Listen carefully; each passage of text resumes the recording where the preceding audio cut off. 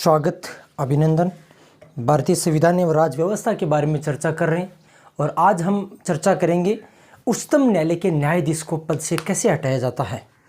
अगर पहले हमने बातचीत की, आपको याद हो तो पिछली क्लास में हमने ये कहा कि उच्चतम न्यायालय का जो न्यायाधीश होता है वो राष्ट्रपति को त्यागपत्र देकर अपने पद से मुक्त हो सकता है।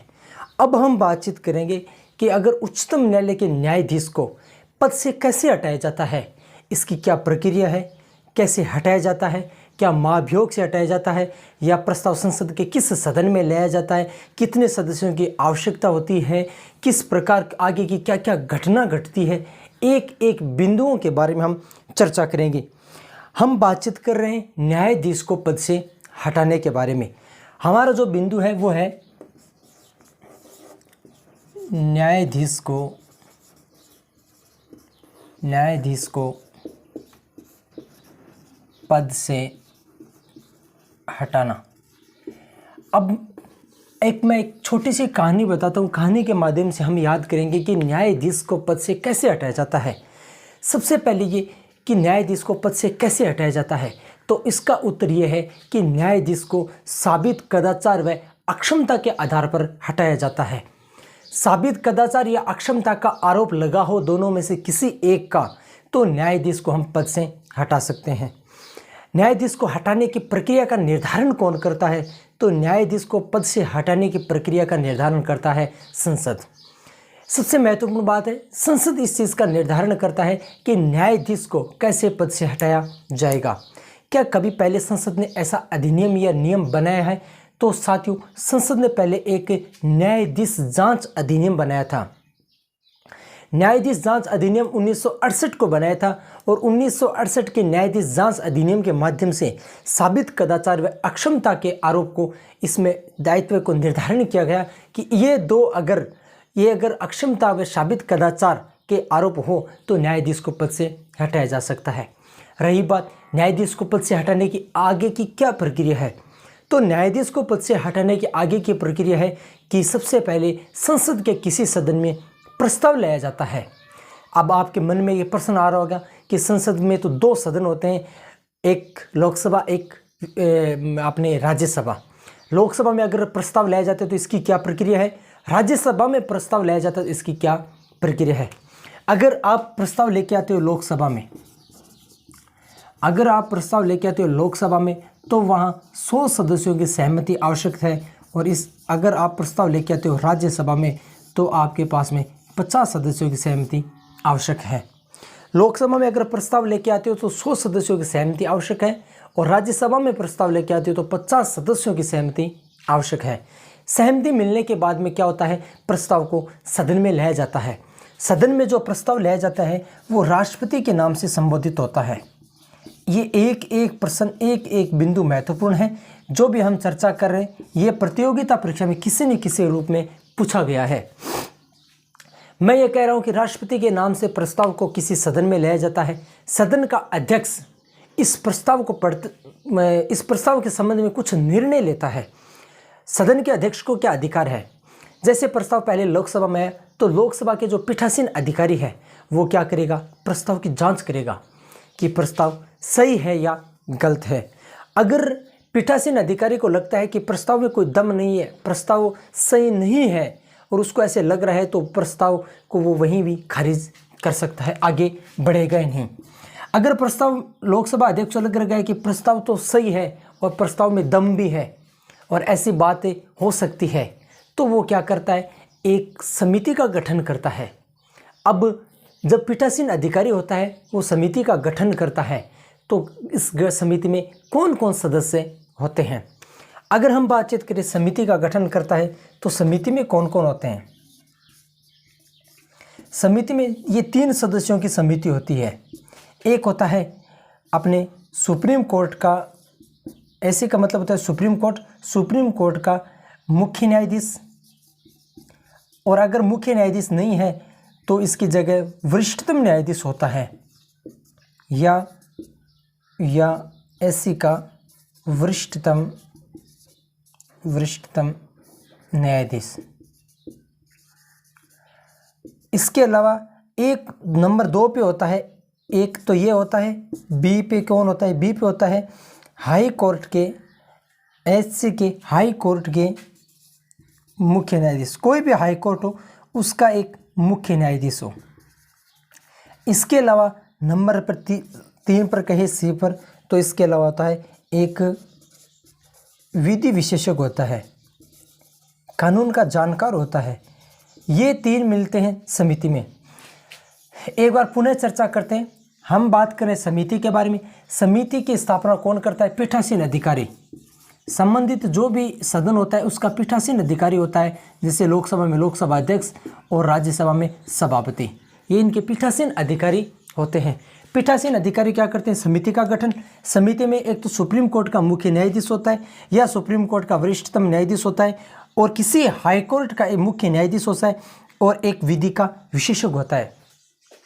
ये लोग तीनों लोग अपनी रिपोर्ट देते हैं, पहले रिपोर्ट पे कार्य करते हैं, कार्य करके पीठासीन अधिकारी को, अगर ये प्रस्ताव पहले राज्यसभा में आए तो राज्यसभा के पीठासीन अधिकारी यानी सभापति को क्या देते हैं, ये अपनी रिपोर्ट देते हैं, और अगर लोकसभा में लेके हैं तो लोकसभा के जो अध्यक्ष होते हैं पीठासीन अधिकारी, उनको ये अपनी रिपोर्ट देते हैं।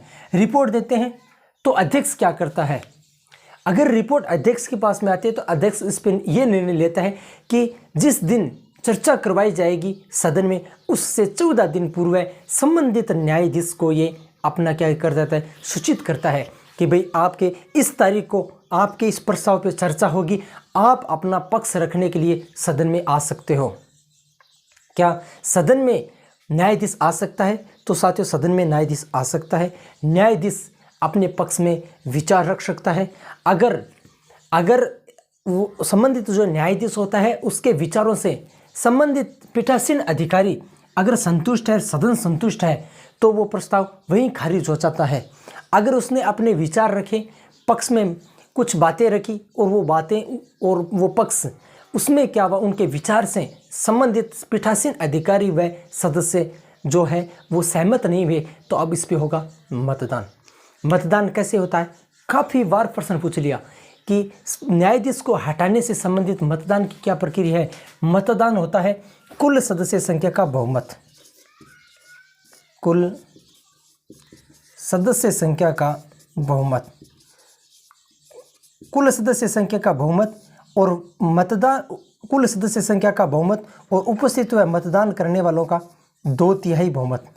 उपस्थित व मतदान करने वालों के 2/3 बहुमत से ये प्रस्ताव पास होता है और प्रस्ताव जाता है दूसरे सदन में। अब दूसरा सदन, अगर पहले ये प्रस्ताव राज्यसभा में आए तो राज्यसभा के 50 सदस्यों की सहमति आवश्यकता है, और पीठासीन अधिकारी समिति का गठन करता है। समिति रिपोर्ट राज्यसभा के सभापति को देती है। सभापति क्या करता है कि संबंधित अध्यक्ष को बुलवाता है, और संबंधित न्यायाधीश को यहाँ बुलवाया जाता है। संबंधित न्यायाधीश अपने पक्ष में विचार रखता है, और अगर उनके विचारों से जो संबंधित सभापति व सदन के सदस्य अगर सहमत नहीं हुए, तो वो क्या करते हैं, वो अपनी कुल सदस्य संख्या का बहुमत उपस्थित व मतदान करने वालों के 2/3 बहुमत से प्रस्ताव को पास करके दूसरे सदन में भेजते हैं। दूसरा सदन इस पर क्या निर्णय लेता है, तो ये कुछ बातें हम पहले लिख लेते हैं, दूसरे सदन के बारे में बाद में चर्चा कर लेते हैं, या पहले ही कर लेते हैं। तो दूसरा सदन क्या करता है?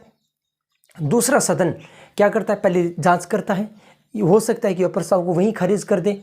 अगर वो मतदान करवाता है तो वो कुल सदस्य संख्या का बहुमत उपस्थित व मतदान करने वाले के 2/3 बहुमत से प्रस्ताव को पास किया जाता है, और यह प्रस्ताव राष्ट्रपति की स्वीकृति के लिए भेजा जाता है। अगर राष्ट्रपति स्वीकृति दे दे तो संबंधित न्यायाधीश का पद होता है वो रिक्त माना जाएगा। ये पूरी जो कहानी है हमने पढ़ी न्यायाधीश को हटाने की प्रक्रिया के बारे में। 3-4 बातें महत्वपूर्ण है। अगर लोकसभा में लेके आते हैं तो कितने सदस्यों की आवश्यकता है? 100 सदस्यों की। राज्यसभा में लेके हैं तो 50 सदस्यों की आवश्यकता है, और संबंधित न्यायाधीश को संबंधित जो सभापति होता है या अध्यक्ष होता है या पीठासीन अधिकारी होता है, उसको क्या अधिकार है? तो वो एक समिति का गठन कर सकता है, वो जांच कर सकता है कि प्रस्ताव सही है या गलत है। इसके अलावा अगर वो समिति अपनी रिपोर्ट देती है तो चर्चा होने से पहले उस संबंधित न्यायाधीश को 14 दिन पहले सूचित किया जाता है। संबंधित न्यायाधीश सदन में आ सकता है, अपना विचार रख सकता है।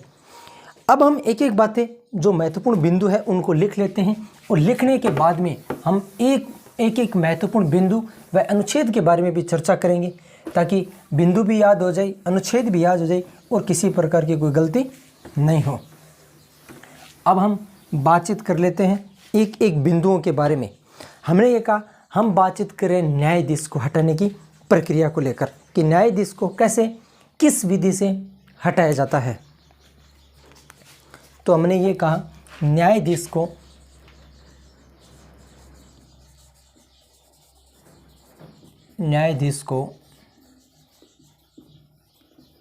हटाने की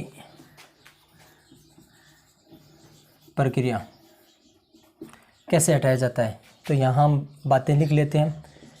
न्यायाधीश को साबित कदाचार या अक्षमता के आधार पर, साबित कदाचार या अक्षमता के आधार पर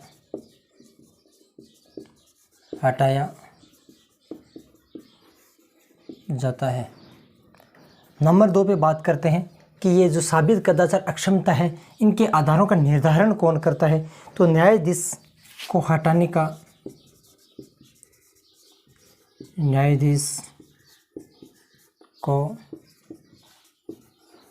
हटाने के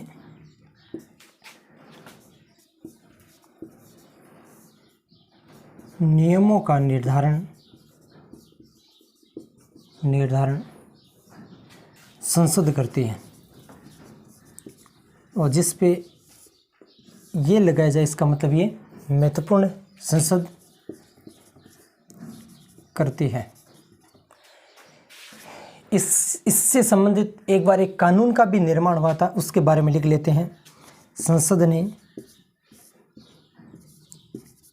ने न्यायाधीशों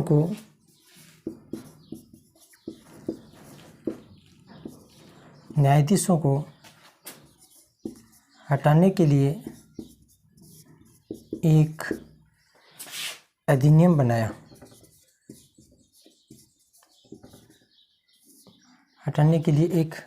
बनाया। और इस अधिनियम का जो नाम रखा है वो ये है, न्यायाधीश जांच अधिनियम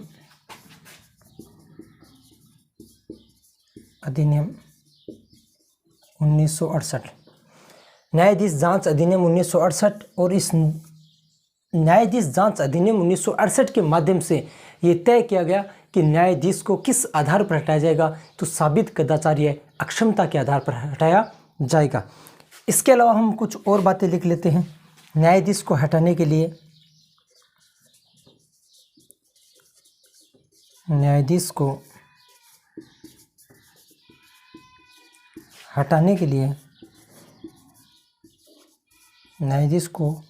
हटाने के लिए क्या किया जाता भाई, संसद के किसी भी सदन में प्रस्ताव लाया जाता है।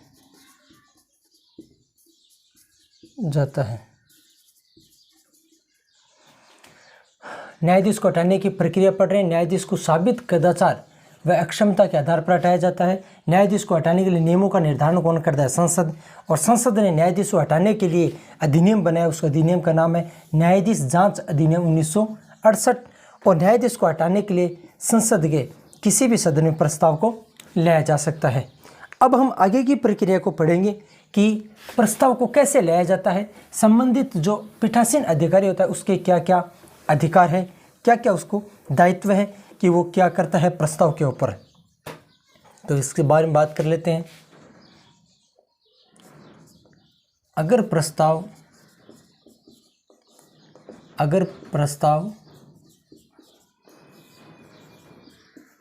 लोकसभा में लाया जाता है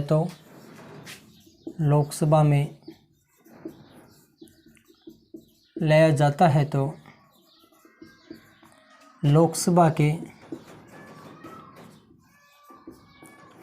लोकसभा के 100 सदस्यों की सहमति आवश्यक है।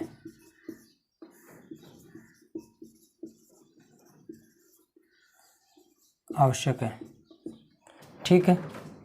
ये बात आपको ध्यान होनी चाहिए। लोकसभा में अगर प्रस्ताव लाया जाता है तो 100 सदस्यों की सहमति आवश्यक है, और अगर ये प्रस्ताव राज्यसभा में लाया जाता है तो 50 सदस्यों की सहमति आवश्यक है।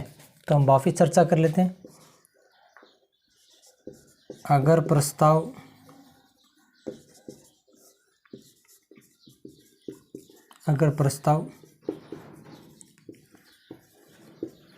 राज्यसभा में लाया जाता है तो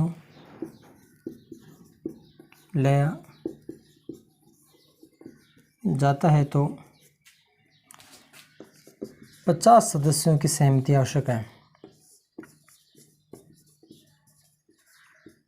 सहमति आवश्यक है।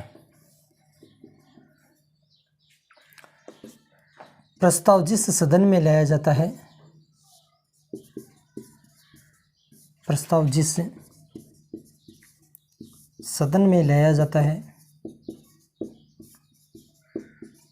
प्रस्ताव जिस सदन में लाया जाता है उस सदन के पीठासीन, उस सदन के पीठासीन, उस सदन के पीठासीन अधिकारी को अधिकार है कि, पीठासीन अधिकारी को अधिकार है कि, अधिकार है कि, एक नंबर उसको अधिकार है, वह प्रस्ताव को जांच कर सकता है, प्रस्ताव को जांच कर सकता है। क्या जांच कर सकता है?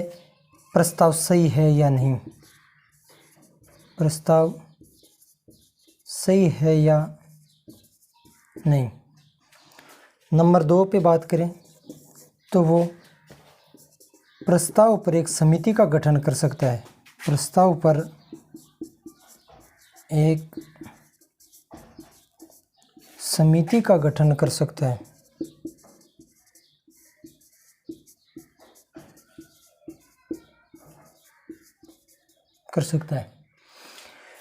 हमने ये बात की कि लोकसभा में अगर प्रस्ताव लाया जाता है तो लोकसभा के 100 सदस्यों की सहमति आवश्यक है, और अगर यही प्रस्ताव राज्यसभा में लाया जाता है तो 50 सदस्यों की सहमति आवश्यक है। और अगर ये प्रस्ताव किसी भी सदन में लाया जाता है तो उसके जो पीठासीन जो अधिकारी होता है उसको ये अधिकार है, उसको ये दायित्व है कि वो प्रस्ताव की जांच करे कि प्रस्ताव सही है या नहीं है। और अगर उसको लगे कि प्रस्ताव में कुछ गड़बड़ी है, प्रस्ताव सही नहीं है, तो उसी समय वो प्रस्ताव को खारिज कर सकता है। अगर उसको लगता है कि प्रस्ताव सही है, उस प्रस्ताव में दम है, तो वो इस सदन में रखवा सकता है, उस पर चर्चा करवा सकता है, एक समिति का गठन करवा सकता है। अगर समिति की गठन हुई तो उस समिति में कौन कौन लोग शामिल होंगे उसके बारे में हम एक बार पुनः चर्चा करते हैं कि कौन कौन लोग इसमें शामिल होते हैं। तो इस समिति के बारे में चर्चा करेंगे कि समिति में कौन कौन शामिल होते हैं, किस किस लोगों को शामिल किया जाता है। तो समिति में 3 लोगों को शामिल किया जाता है, और 3 लोग कौन कौन है? इस समिति में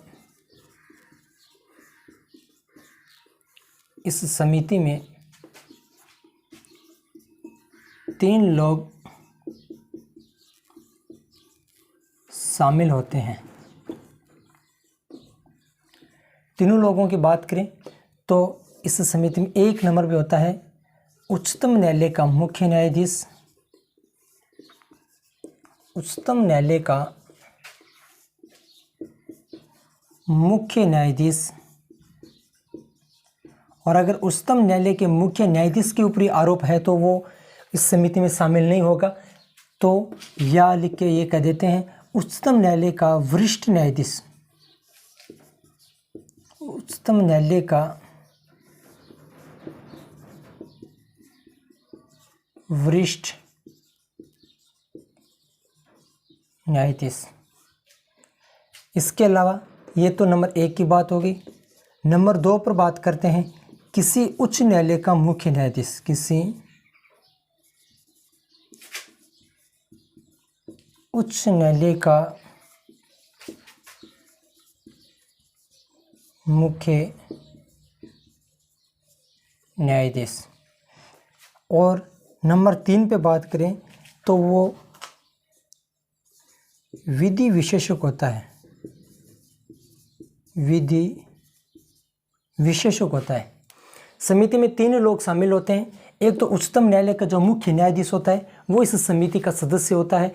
अगर मुख्य न्यायाधीश के ऊपर ही आरोप है तो वहाँ वरिष्ठ जो न्यायाधीश होता है वो इस समिति का क्या होता है, सदस्य होता है। इसके अलावा किसी भी एक हाई कोर्ट, किसी भी एक उच्च न्यायालय का एक मुख्य न्यायाधीश होता है और एक विधि का विशेषज्ञ, विधि का जानकार, कानून विशेषज्ञ व्यक्ति होता है। इसके अलावा हम बातचीत करते हैं कि ये समिति अब क्या करेगी। तो ये समिति अपनी जो रिपोर्ट है वो रिपोर्ट तैयार करके और पीठासीन अधिकारी को ये सौंपती है और पीठासीन अधिकारी इस प्रस्ताव को, इस रिपोर्ट पर जो प्रस्ताव आता है, इस प्रस्ताव पर चर्चा करवाने से 14 दिन पूर्व संबंधित न्यायाधीश को सूचित करता है।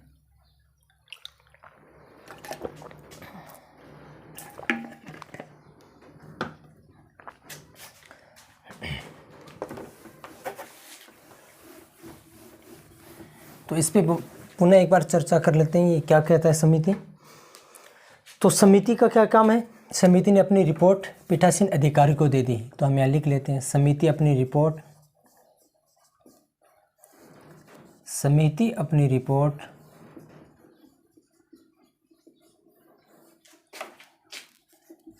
संबंधित सदन के पीठासीन अधिकारी को देती है। अब पीठासीन अधिकारी को देती है तो पीठासीन अधिकारी क्या करता है, पीठासीन अधिकारी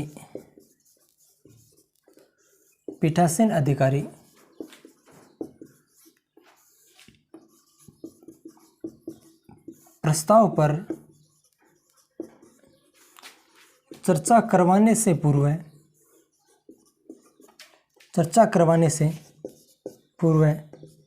14 दिन पूर्व संबंधित न्यायाधीश को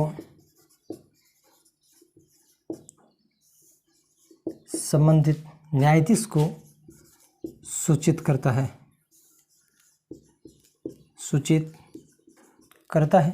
संबंधित न्यायाधीश क्या करता है, तो जो संबंधित न्यायाधीश होता है संबंधित न्यायाधीश सदन में अपने पक्ष में विचार रख सकता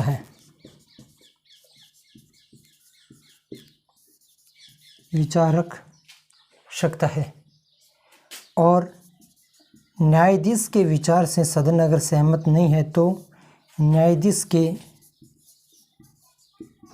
विचार से अगर सदन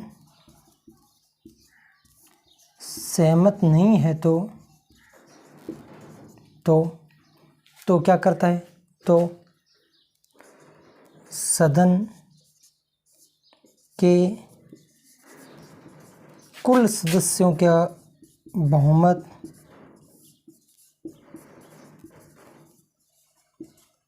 व उपस्थित व मतदान करने वालों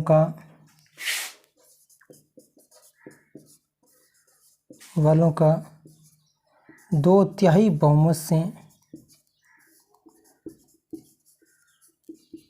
प्रस्ताव पास करके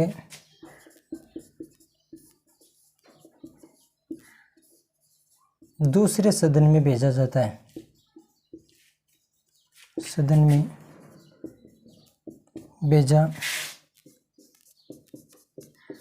है। समिति अपनी रिपोर्ट पीठासीन अधिकारी को देती है और पीठासीन अधिकारी क्या करता है, पीठासीन अधिकारी संबंधित न्यायाधीश को 14 दिन पूर्व सूचित कर देता है कि 14 दिन बाद में आपके इस प्रस्ताव पर सदन में चर्चा की जाएगी और संबंधित जो न्यायाधीश होता है वो खुद स्वयं उपस्थित हो सकता है, अपने पक्ष में विचार रख सकता है और अगर उसके पक्ष से अगर सदन व पीठासीन अधिकारी विचार से अगर सहमत है तो प्रस्ताव वहीं खारिज हो जाता है। अगर सहमत नहीं है तो पीठासीन अधिकारी क्या करता है, उसमें मतदान करवाता है। मतदान में क्या होता है, कुल सदस्य संख्या का बहुमत उपस्थित व मतदान करने वालों का 2/3 बहुमत से प्रस्ताव को पास किया जाता है और यह प्रस्ताव पास करने के बाद में दूसरे सदन में भेजा जाता है और दूसरा सदन इस प्रस्ताव पर क्या निर्णय लेता है उसके बारे में हम विस्तार से चर्चा करते हैं। दूसरा सदन क्या करता है, अगर इस प्रस्ताव पर सहमत नहीं है तो प्रस्ताव को वहीं खारिज कर देता है। अगर प्रस्ताव पर सहमत है तो दूसरा सदन जिस प्रकार पहले वाले सदन ने प्रस्ताव को कुल सदस्य संख्या का बहुमत उपस्थित व मतदान करने वालों के 2/3 बहुमत से पास करता है, इसी विधि से इसी प्रक्रिया से पास किया जाता है प्रस्ताव को और प्रस्ताव पास करके बाद में राष्ट्रपति की स्वीकृति के लिए भेजा जाता है। तो पहले हम यह लिख लेते हैं दूसरा सदन के बारे में। दूसरा सदन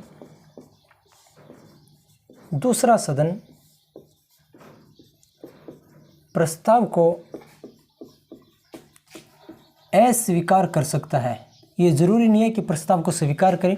दूसरा सदन प्रस्ताव को अस्वीकार कर सकता है, अस्वीकार कर सकता है या दूसरा सदन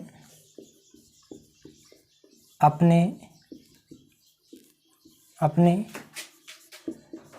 कुल सदस्य संख्या का बहुमत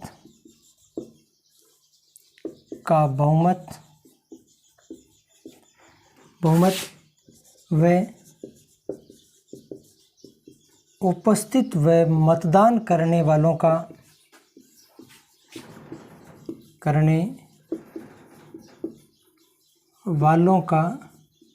2/3 बहुमत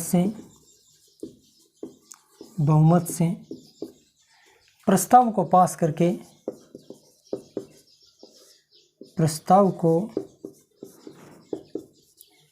पास करके राष्ट्रपति की स्वीकृति के लिए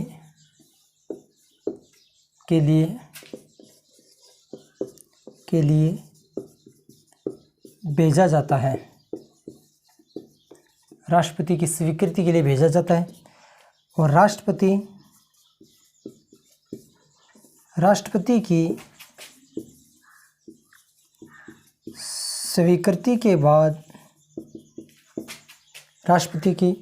स्वीकृति के बाद न्यायाधीश का पद रिक्त माना जाता है।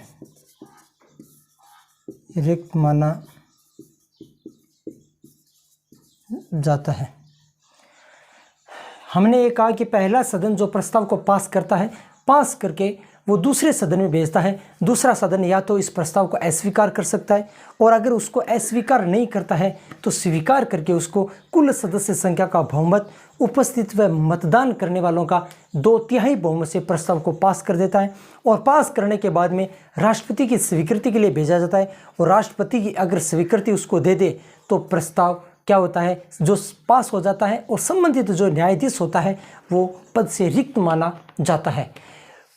उच्च न्यायालय के न्यायाधीश को हटाने की यही प्रक्रिया है, उच्चतम न्यायालय के न्यायाधीश को हटाने की यही प्रक्रिया है। आगे हम संविधान में और भी कुछ ऐसे प्रावधान है, कुछ ऐसे पदाधिकारी है, कुछ ऐसे व्यक्ति हैं जिनको हटाने के लिए उच्च न्यायालय या उच्चतम न्यायालय के न्यायाधीश को हटाने की प्रक्रिया मानी जाती है। अगर ये प्रक्रिया हमें पूरी याद है तो किसी भी पदाधिकारी के बारे में ऐसा लिखा मिल जाए कि उच्च न्यायालय या उच्चतम न्यायालय के न्यायाधीश को हटाने की जो प्रक्रिया है, इस प्रक्रिया के तहत उनको पद से हटाया जाएगा, तो ये प्रक्रिया अपन पूरी तरह अच्छी तरह से पढ़ी है, याद हो सकती है। अब हम बात करेंगे आगे के बिंदु के बारे में। भारतीय संविधान का अनुच्छेद है 125। भारतीय संविधान का अनुच्छेद 125 क्या कहता है, इसके बारे में विस्तार से चर्चा करेंगे।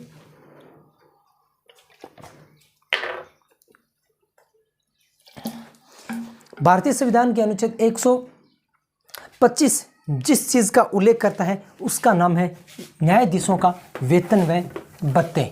कौन से न्यायाधीशों का? हम बात कर रहे हैं उच्चतम न्यायालय के न्यायाधीशों का वेतन व भत्ते। भारतीय संविधान में अनुच्छेद 125 का जब अध्ययन करते हैं तो उसमें उच्चतम न्यायालय के जो न्यायाधीश है, उच्चतम न्यायालय के न्यायाधीशों के वेतन व भत्तों के बारे में जानकारी मिलती है। अब ये बात रही उच्चतम न्यायालय के जो न्यायाधीश होते हैं, सुप्रीम कोर्ट के जो न्यायाधीश होते हैं, जो उनको वेतन व भत्ते कौन देते हैं? तो सबसे पहली बात है उनके वेतन व भत्तों का निर्धारण कौन करता है?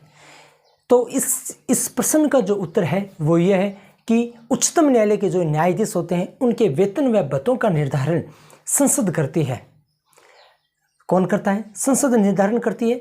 मैं वापस मेरे प्रश्न को दोहराता हूँ, उच्चतम न्यायालय के मुख्य न्यायाधीश व अन्य न्यायाधीशों का जो वेतन व भत्ते हैं इनका निर्धारण कौन करता है? तो संसद करती है। इसके अलावा कि इनको वेतन व भत्ते कौन देता है, किस पर भारित है? तो उच्चतम न्यायालय के मुख्य न्यायाधीश व अन्य न्यायाधीशों का जो वेतन व भत्ता है वो भारत की संचित निधि पर भारित है। भारत की संचित निधि पर भारित है। क्या इनके वेतन व भत्ते जो निर्धारण करते हैं इनमें कभी हानिकारक परिवर्तन किया जा सकता है क्या? तो इसमें लिखा हुआ है कि उच्चतम न्यायालय के जो न्यायाधीश होते हैं उनके वेतन में कभी भी हानिकारक परिवर्तन नहीं होते हैं। लेकिन में ये लिखा हुआ है कि जब वित्तीय आपात की स्थिति होती है, अनुच्छेद 360 के अंतर्गत भारत में वित्तीय आपात लगा हो, इस आपात में अगर संसद के माध्यम से ऐसे विधि और कानून का निर्माण किया जाए तो उनके वेतन व भत्तों का कटौती की जा सकती है, हानिकारक परिवर्तन किया जा सकता है। इसके अलावा कभी भी इनके वेतन व भत्तों में कभी भी हानिकारक परिवर्तन नहीं किया जाएगा। तो अब हम इनके बारे में लिख लेते हैं। भारतीय संविधान का अनुच्छेद है 125। हम बात कर रहे हैं भारतीय संविधान के अनुच्छेद 125 के बारे में। अनुच्छेद 125 और 125 में जिस चीज़ का उल्लेख है वो है न्यायाधीशों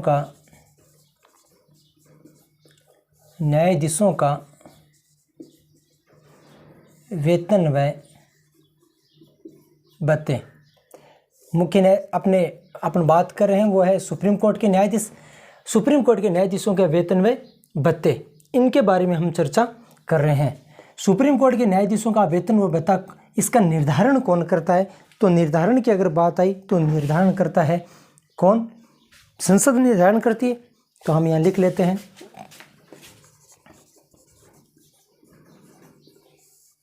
उच्चतम न्यायालय के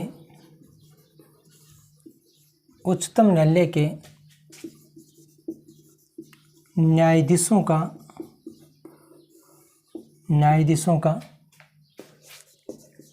वेतन व भत्ता संसद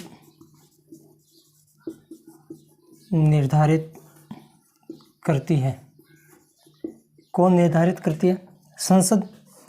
इसके अलावा हम बातचीत करेंगे कि उच्चतम न्यायालय के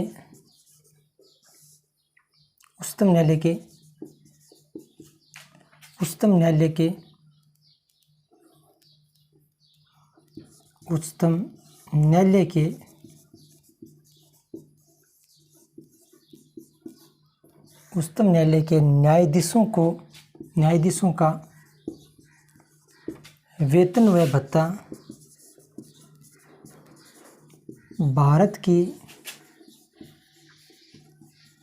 भारत की संचित निधि पर भारित होते हैं। अगर बातचीत करें कि उच्चतम न्यायालय के जो न्यायाधीश होते हैं इनका जो वेतन व भत्ता है वो भारत की संचित निधि पर भारित होते हैं। हानिकारक परिवर्तन के बारे में और बात कर लेते हैं। उच्चतम न्यायालय के न्यायाधीशों के वेतन व भत्तों में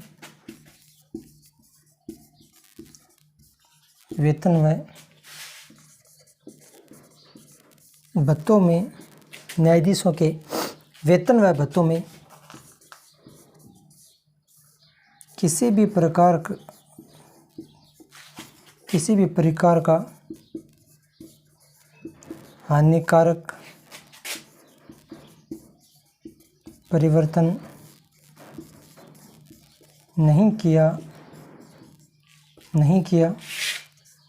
जाएगा। और ये भी कहा है कि एक बार किया जा सकता है अगर वित्तीय आपात की स्थिति में, वित्तीय आपात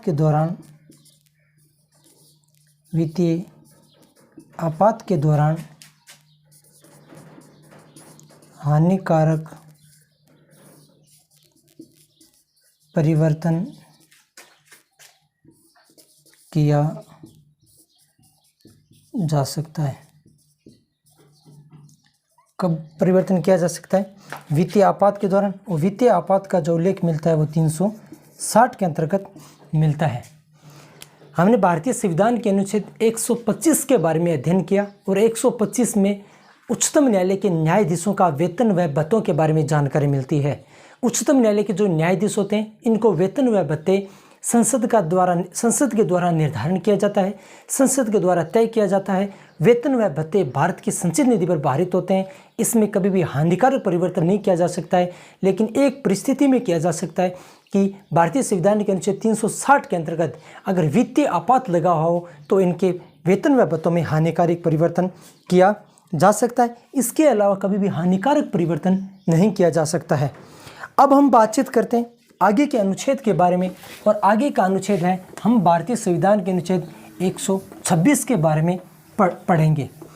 भारतीय संविधान में अनुच्छेद 125 में इसमें वेतन व भत्तों के बारे में जानकारी मिलती है। तो भारतीय संविधान के अनुच्छेद 126 में किसके बारे में जानकारी मिलती है? अगर हम भारतीय संविधान के अनुच्छेद 126 के बारे में जानकारी है तो वो जानकारी मिलती है कार्यकारी मुख्य न्यायाधीश का।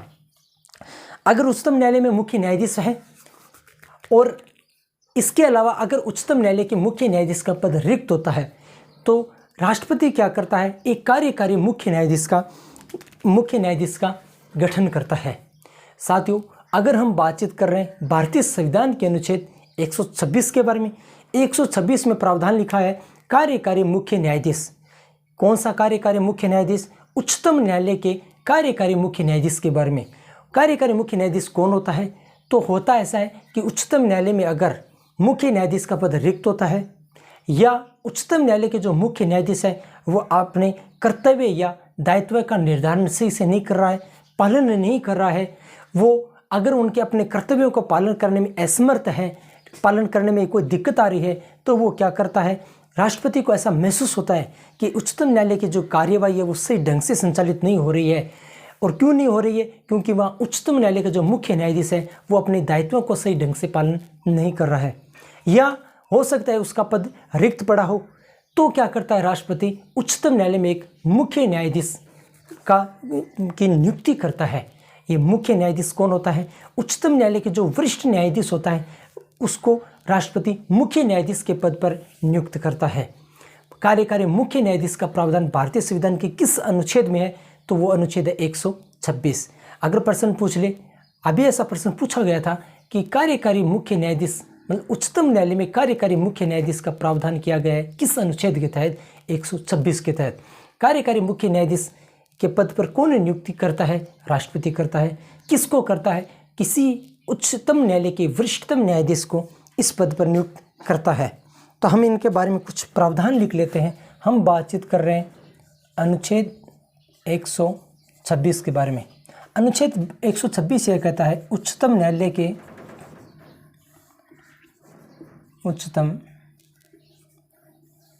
के कार्यकारी मुख्य न्यायाधीश। और ये कार्यकारी मुख्य न्यायाधीश कैसे होता है इनके बारे में लिख लेते हैं। उच्चतम न्यायालय में अगर मुख्य न्यायाधीश का पद रिक्त हो, मुख्य न्यायाधीश का पद रिक्त हो या मुख्य न्यायाधीश या मुख्य न्यायाधीश अपने कर्तव्यों दायित्वों का सही से पालन नहीं कर रहा हो, सही से पालन नहीं कर रहा हो तो राष्ट्रपति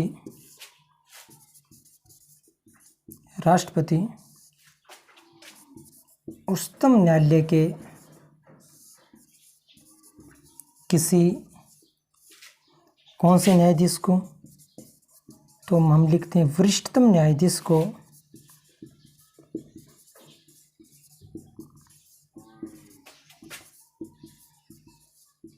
कार्यकारी मुख्य न्यायाधीश के पद पर नियुक्त करता है।